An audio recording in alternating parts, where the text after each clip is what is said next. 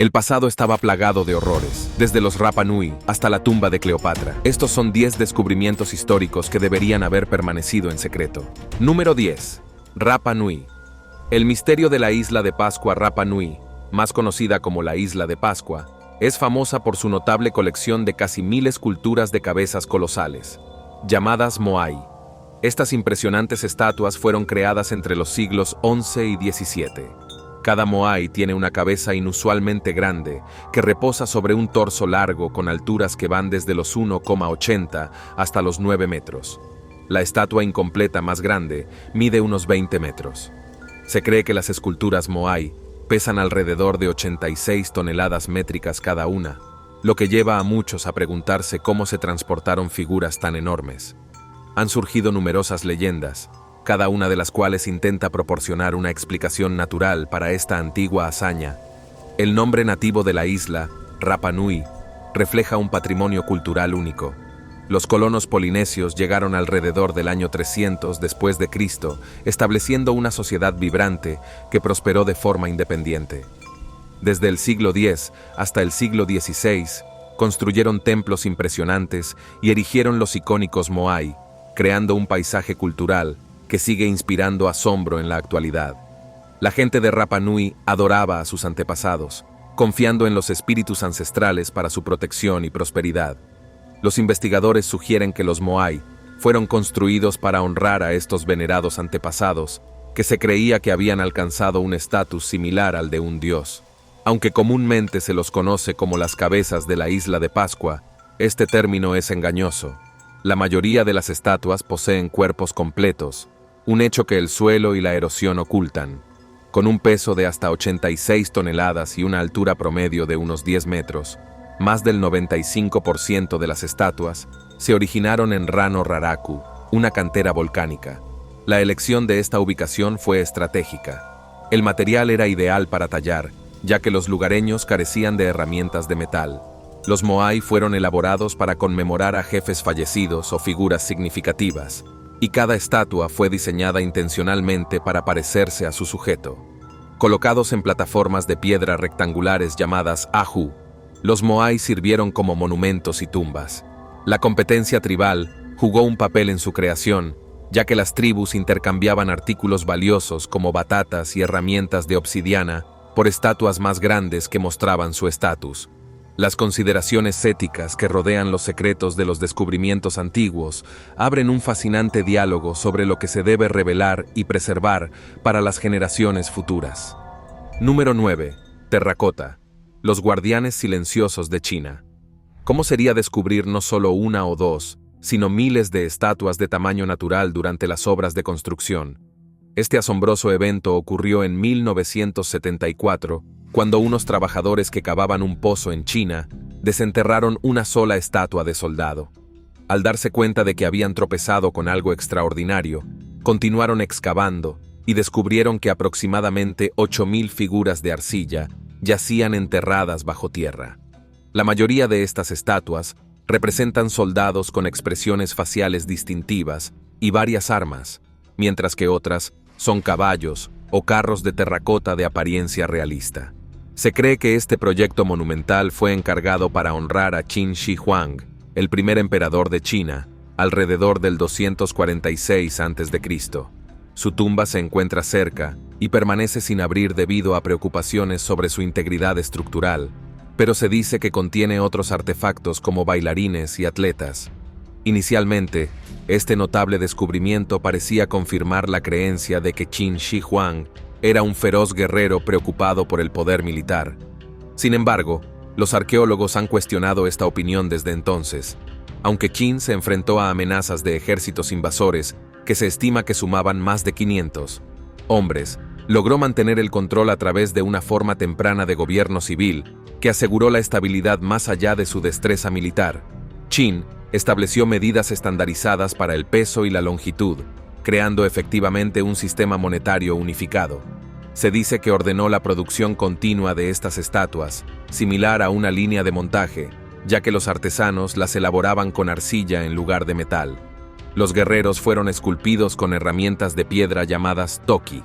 y sus cuerpos fueron moldeados antes de agregarles detalles intrincados como cabezas, sombreros y vello facial. Hiromi Kinoshita, organizadora de una exposición en Londres en 2007, sugiere que estas figuras probablemente representaban tipos de individuos en lugar de retratos específicos. Esto significa que los alfareros pueden haber tenido como objetivo mostrar los diversos pueblos de la antigua China.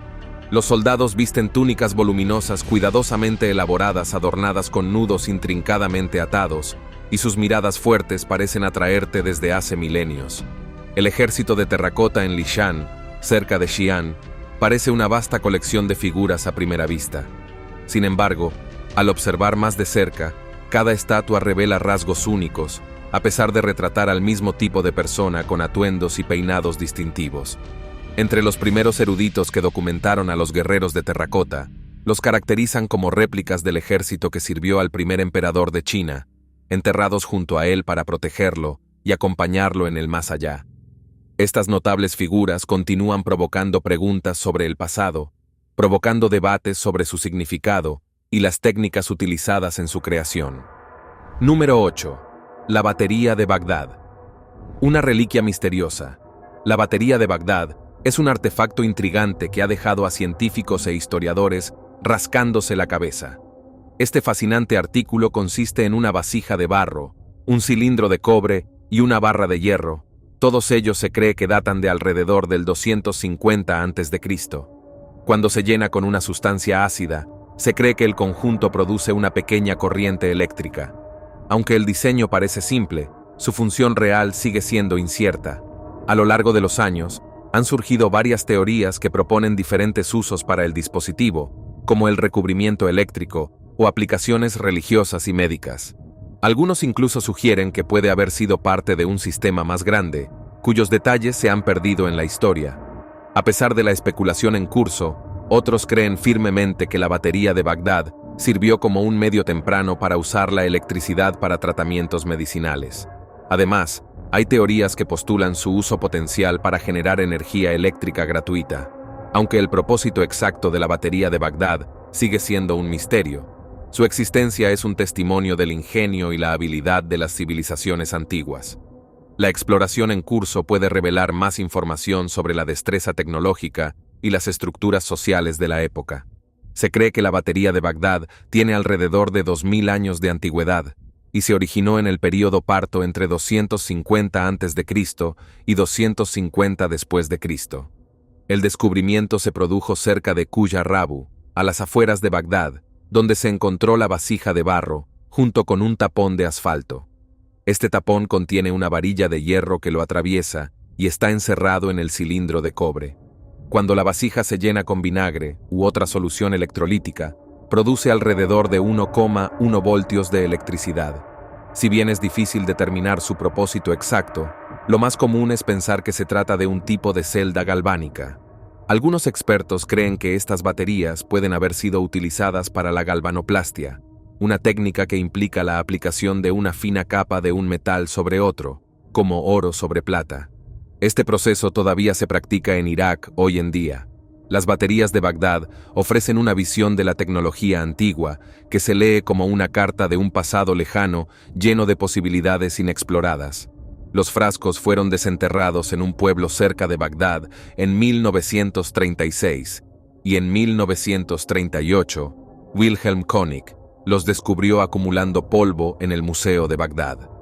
Un mito popular sugiere que estos dispositivos pueden haber sido utilizados para iluminar el interior de las pirámides egipcias. Durante la construcción en 1948, un ingeniero de la era recreó los frascos, los llenó con vinagre y confirmó que producían casi 2 voltios de electricidad, aunque producían una corriente muy baja.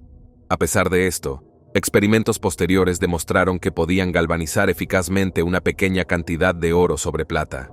Aún quedan muchas preguntas sobre cómo los antiguos aprovechaban la energía generada por estos dispositivos, ya que no hay restos de cables ni otras pruebas que respalden su uso.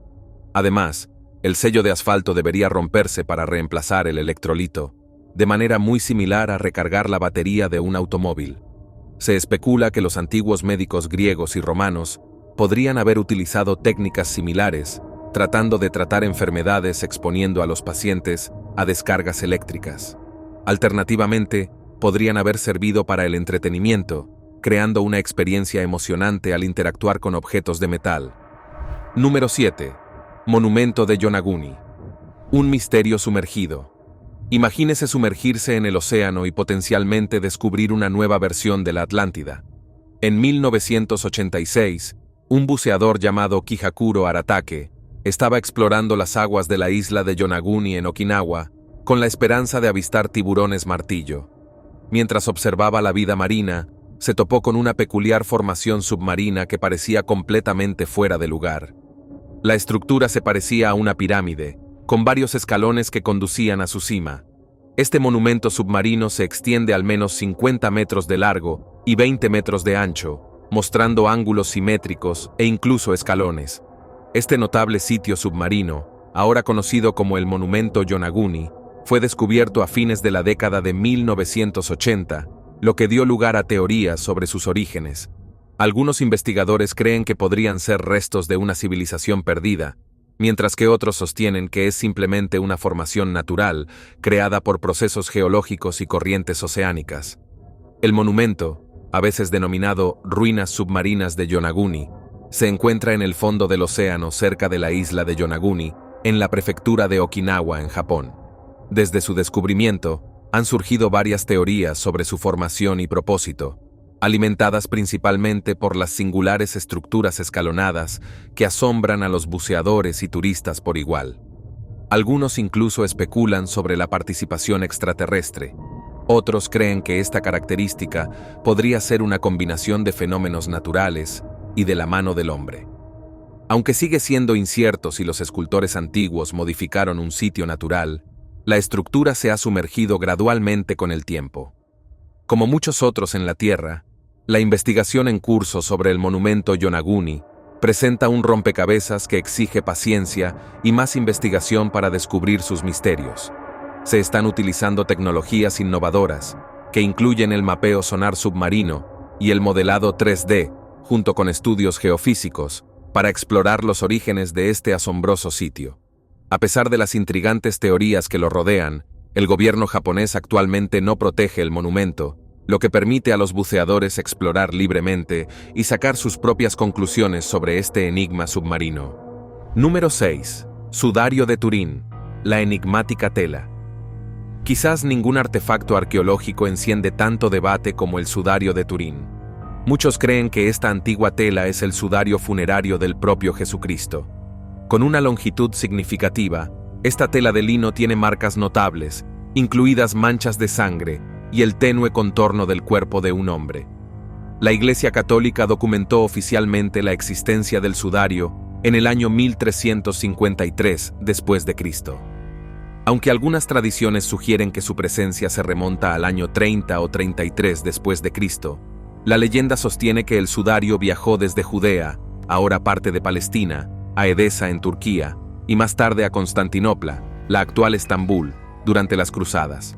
Se dice que el paño llegó a Atenas, Grecia, en 1204, donde permaneció hasta 1225. En la década de 1980, los investigadores tomaron muestras del paño para determinar su edad mediante la datación por carbono, revelando que no podía ser anterior a 1260 a 1390 después de Cristo. Este hallazgo llevó a los científicos a concluir que el sudario probablemente se originó durante el período medieval, aunque algunos creen que las partes más nuevas podrían haber sido tejidas después de la muerte de Jesús, lo que le da una apariencia de frescura. David Rolfe, un cineasta británico que ha producido 4 documentales sobre el tema, enfatiza que el conocimiento del sudario nunca es completo. El examen del artefacto produce una profunda sensación de desconexión. Los defensores de la autenticidad del sudario cuestionan los resultados de la datación por carbono, argumentando que las muestras analizadas pueden haber venido de zonas que fueron reparadas siglos después de la época de Jesús, o que las lecturas podrían haber sido distorsionadas por un terremoto en Jerusalén durante el primer siglo. A pesar de que la datación por carbono es un método destructivo que no permite volver a realizar las pruebas, se dice que la tela tiene restos de monedas que datan del Imperio Bizantino del siglo X o XI. Los críticos del sudario argumentan que las manchas de sangre no se corresponden con los patrones típicos de la crucifixión, ya que los hilos de la tela se crearon entre el 300 a.C. y el 400 después de Cristo. Algunos sugieren que el sudario se contaminó con pintura o se sometió a un calor intenso, mientras que otros creen que puede haberse formado utilizando luz ultravioleta, ya que solo los láseres han logrado reproducir con éxito su apariencia. Existe la idea de que los objetos pueden absorber características de quienes los han tocado, lo que explica nuestra fascinación por los objetos que alguna vez pertenecieron a personas famosas. Para muchos creyentes, tener una conexión con algo que posiblemente esté vinculado con Jesús es visto como un camino hacia la santidad. Los visitantes a menudo hacen cola para echar un vistazo al sudario, de manera similar a las largas colas para ver la Mona Lisa. Impulsados por el deseo de experimentar algo extraordinario, los sesgos cognitivos, como el sesgo de confirmación, pueden nublar el juicio, lo que hace que sea más fácil para las personas aceptar información que se alinea con sus creencias, en lugar de explorar la evidencia contraria. En este contexto, la representación del sudario de heridas que reflejan las de Jesús durante su crucifixión fomenta el anhelo entre muchos de poseer tal reliquia. Sin embargo, las implicaciones más profundas de su existencia justifican una exploración más profunda más allá de la mera fascinación. Número 5. El candelabro de Paracas, el enigmático geoglifo. Ubicado majestuosamente en la costa sur de Perú, el enigmático candelabro de Paracas se erige como un geoglifo colosal, meticulosamente grabado en una ladera escarpada, situada estratégicamente al noroeste de la península de Paracas. Esta impresionante figura arqueológica, que domina el paisaje costero, se extiende verticalmente aproximadamente 600 pies desde su base hasta su punto más alto, creando una presencia imponente visible tanto desde el mar como desde la tierra. Su antigüedad exacta permanece envuelta en el misterio, pues los estudios arqueológicos exhaustivos han sido limitados en la zona. La única pista temporal proviene de un análisis detallado de fragmentos de cerámica encontrados en la zona, que los expertos han datado aproximadamente en el 200 a.C., aunque esta fecha sigue siendo tema de debate entre los especialistas. El propósito fundamental de esta monumental talla continúa generando intensos debates en la comunidad académica. Una de las teorías más prominentes sugiere que funcionó como un sofisticado sistema de navegación para los antiguos marineros que surcaban las aguas del Pacífico, actuando como un faro terrestre para orientar sus travesías. Otra interpretación, profundamente arraigada en la cosmología andina, propone que la figura simboliza el sagrado tridente del Dios creador, por lo que se le conoce regionalmente como el candelabro de los Andes. Esta denominación presenta una curiosa ironía histórica, ya que su asociación moderna con los candelabros domésticos podría estar completamente desconectada de su verdadero significado ancestral.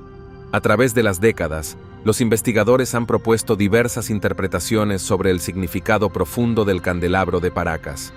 Una de las teorías más respetadas sugiere que la figura representa el tridente de Viracocha, la poderosa deidad creadora de la civilización inca, posiblemente erigida como un monumental tributo a su divinidad.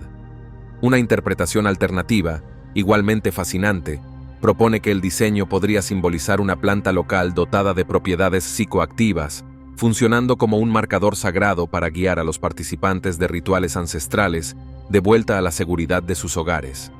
La verdadera naturaleza y propósito de este antiguo geoglifo continúa cautivando la imaginación de investigadores y visitantes por igual, ejemplificando perfectamente el atractivo perdurable de los misterios arqueológicos del Perú antiguo. Los visitantes contemporáneos tienen la oportunidad única de contemplar esta maravilla arqueológica mediante excursiones marítimas a las cercanas Islas Ballestas, partiendo desde el puerto de Paracas.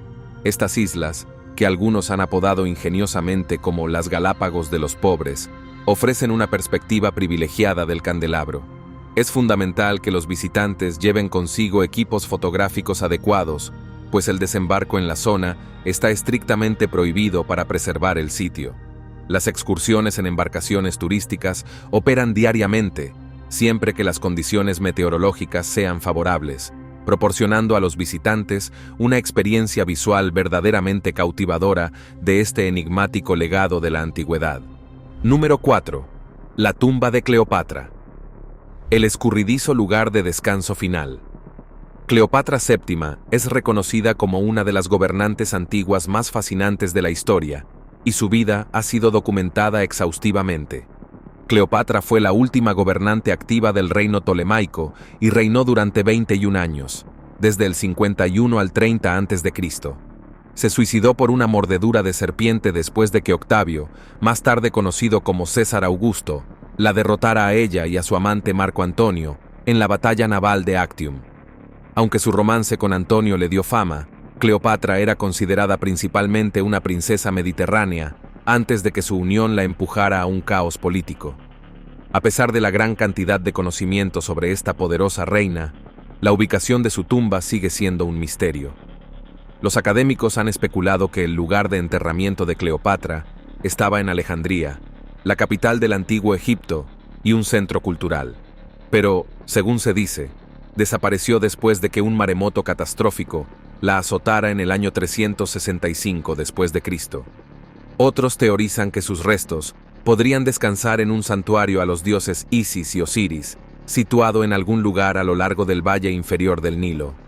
Aunque la historia de Cleopatra está envuelta en mitos y leyendas, la ubicación precisa de su lugar de descanso final elude a los investigadores. Actualmente, la búsqueda de la tumba de Cleopatra está encabezada por la arqueóloga dominicana Kathleen Martínez, que ha dedicado más de 2 décadas a localizar el lugar de enterramiento de la reina. Martínez cree que el fallecimiento de la antigua reina fue parte de una ceremonia sagrada y que su cuerpo fue transportado desde su palacio en Alejandría a un templo en Taposiris Magna. En 2022, anunció el descubrimiento de un túnel debajo del templo, que sugiere que podría haber sido utilizado para trasladar el cuerpo de Cleopatra. Este pasaje subterráneo se asemeja a un acueducto similar a los encontrados en Grecia, aunque algunos expertos, como el ex ministro de Antigüedades egipcio Zahi Hawass, no están de acuerdo. Sostiene que es inusual que un templo contenga la tumba de un faraón y cree que los restos de Cleopatra probablemente se encuentren sumergidos en su palacio. A lo largo del tiempo, la dramática vida y muerte de Cleopatra han inspirado innumerables obras de arte, desde obras de teatro y óperas hasta películas, cautivando continuamente a nuevas generaciones de fanáticos. Los acontecimientos recientes han despertado nuevas esperanzas de que pronto se descubra la esquiva tumba de Cleopatra. Esta posible revelación pone de relieve la importancia que Cleopatra tuvo para sus contemporáneos, incluidos los ciudadanos romanos. Descendiente de sus 3 hijos con Marco Antonio, el legado de Cleopatra perdura, planteando preguntas sobre cómo su vida se entrelazó con la historia monumental de su tiempo. Número 3. Llanura de las Jarras, los misteriosos megalitos. La Llanura de las Jarras es un sitio arqueológico notable, ubicado en una meseta en el centro de Laos, llamados así por su colección de más de 2.100 recipientes cilíndricos de piedra de plata. Estos recipientes megalíticos, utilizados para rituales funerarios durante la Edad del Hierro, se encuentran en las regiones montañosas del norte de Laos, algunos de los cuales alcanzan alturas de hasta 3 metros y pesan varias toneladas. Estos recipientes, tallados principalmente en piedra arenisca, a menudo se encuentran en grupos que van desde 1 hasta 400. Si bien las leyendas locales sugieren que los gigantes los usaban como copas para beber, la mayoría de los estudiosos creen que servían como urnas funerarias, aunque sus usos específicos y métodos de transporte siguen sin estar claros. Aún más desconcertante es el hecho de que muchos frascos están dispersos entre munición sin explotar de las extensas campañas de bombardeo de Estados Unidos durante la Guerra de Vietnam, lo que plantea problemas de seguridad para los investigadores. Los frascos son evidencia clave de la civilización de la Edad de Hierro, que alguna vez prosperó en la región hasta alrededor del año 500 después de Cristo. Este patrimonio cultural incluye frascos de piedra, discos, lugares de enterramiento secundarios y artefactos funerarios que datan del 500 a.C. al 500 después de Cristo. La distribución geográfica de los frascos destaca la intersección de 2 sistemas culturales importantes en el sudeste asiático de la Edad de Hierro. Las formas y tamaños de los frascos son consistentes, lo que confirma aún más su autenticidad a pesar de los daños pasados. Hoy en día, La investigación en curso continúa desentrañando la historia detrás de la llanura de las jarras, lo que incita a los visitantes a maravillarse con este fascinante sitio. La gran cantidad y edad de los frascos, junto con su excelente estado de conservación, dan fe de su importancia histórica. Número 2. Líneas de Nazca, antiguos geoglifos de Perú. Hace aproximadamente 2000 años, la civilización preinca inscribió vastos geoglifos en las áridas llanuras costeras de Perú. Conocidos hoy como las líneas de Nazca, estos enormes diseños permanecieron en gran parte desconocidos hasta la década de 1930, cuando los vuelos aéreos revelaron su inmensa escala. Las líneas no son garabatos aleatorios, sino más bien símbolos intrincados elaborados por pueblos antiguos, con más de 1000 figuras distintas descubiertas hasta la fecha. Estas van desde líneas rectas que se extienden hasta 30 millas, hasta formas geométricas complejas y representaciones de animales como arañas, colibríes y monos. Los académicos especulan que los geoglifos pueden haber tenido varios propósitos, incluidas funciones astronómicas o rituales. En 2022 se descubrieron 168 nuevos geoglifos, pero sus significados siguen siendo en gran medida enigmáticos.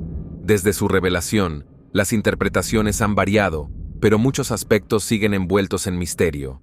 El historiador Paul Cusack observó por primera vez las líneas en 1941 y propuso que podrían ser un calendario astronómico, mientras que Maria Reich, una investigadora dedicada, creía que las figuras de animales reflejaban constelaciones en el cielo nocturno. Sin embargo, en 1967, el astrofísico Gerald Hawkins no encontró correlación entre los movimientos celestiales y los patrones de Nazca.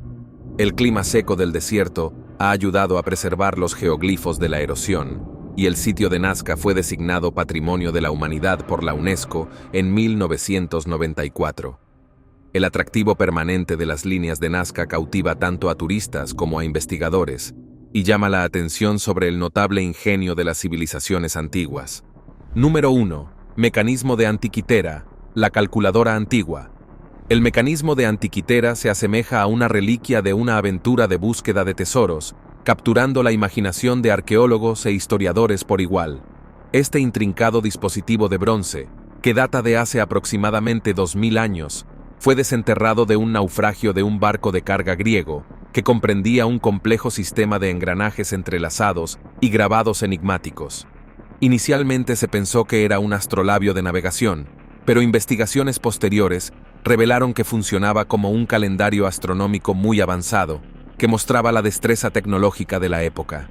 El mecanismo fue descubierto en 1900 por el buzo Elias Stadiatis, quien emergió de las profundidades exclamando sobre las personas desnudas muertas en medio del naufragio.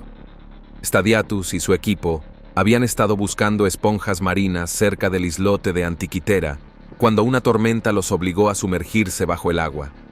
Después de que la tormenta amainó, exploraron el naufragio y descubrieron un tesoro de tesoros antiguos, incluido el ahora famoso mecanismo. A lo largo de los años, el dispositivo ha sido un rompecabezas para los historiadores, que se refieren a él como el mecanismo de Antiquitera, y ha sido fragmentado en 82 piezas. El dispositivo es reconocido como la calculadora científica más antigua del mundo, capaz de predecir las posiciones de los cuerpos celestes y seguir los eclipses. El mecanismo cuenta con un dial que podría indicar las fechas de estos antiguos eventos, lo que refleja la importancia de los Juegos Olímpicos en la sociedad griega. Los académicos creen que el dispositivo también podría predecir futuros eclipses, proporcionando a los usuarios una forma de anticipar los eventos celestiales. Los recientes avances en tecnología, como la obtención de imágenes por rayos X y el escaneo 3D, han permitido a los investigadores investigar el mecanismo más a fondo. Estas tecnologías han descubierto inscripciones en el dispositivo que antes eran ilegibles, lo que ofrece información sobre su uso previsto y el conocimiento de la astronomía en ese momento.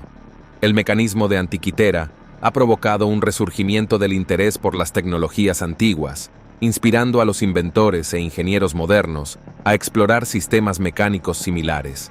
El mecanismo no solo es un artefacto antiguo, sino también un testimonio del ingenio humano y la búsqueda del conocimiento.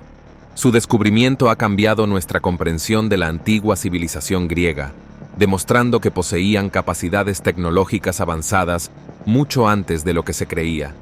A medida que continúe la investigación, el mecanismo de Antikythera puede revelar aún más secretos sobre los logros científicos del mundo antiguo, consolidando su estatus como uno de los enigmas más fascinantes de la historia. Nos vemos en el próximo video.